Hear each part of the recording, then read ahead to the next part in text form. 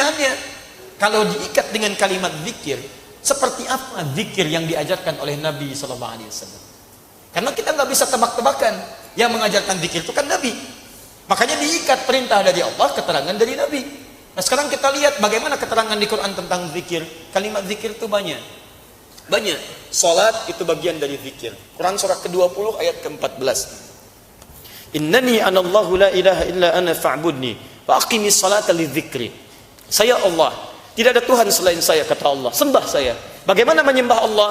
Wa aqimis salat, tunaikan salat lidzikri, sebagai zikir kepada saya.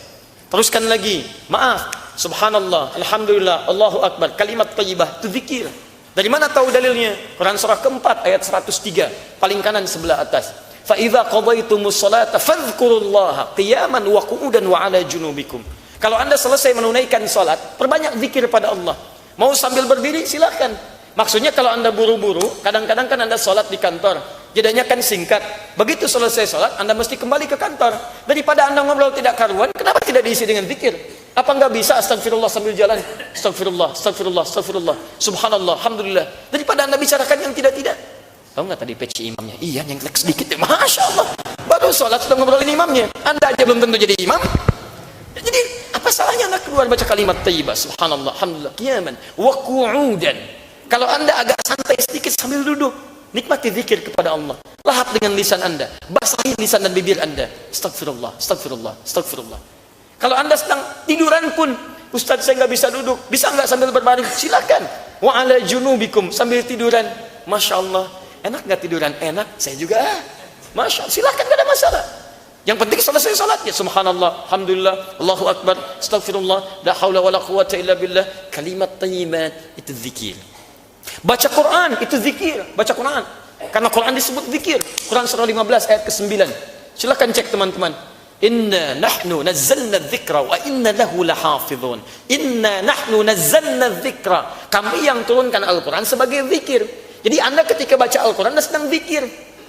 Jangan dikira zikir kalimat thayyibah subhanallah alhamdulillah saja, tidak. Anda baca Quran itu sedang zikir.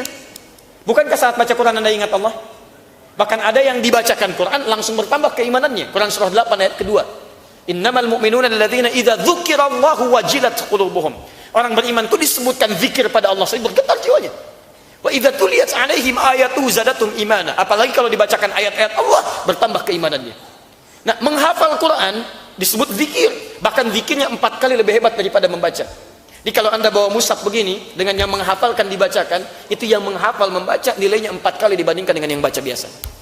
Dalilnya Quran surah ke-54 ayat 17, ayat 22, ayat 32, ayat ke-40. 4 kali disebutkan. Walaqad yassarnal Qur'ana lidzikri fahal mim muddakir. Kami telah mudahkan Al-Quran untuk dihafalkan sebagai zikir. Zikir. Jadi ketika Anda menghafal Quran, Anda sedang zikir. Zikir. Berdoa bagian dari zikir. Doa itu zikir. Buka Quran surah ke-7 ayat 205.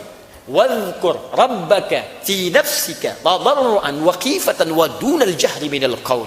Wadhkur, silakan zikir, doa. Rabbaka, sebut Rabbmu. Doa, minta.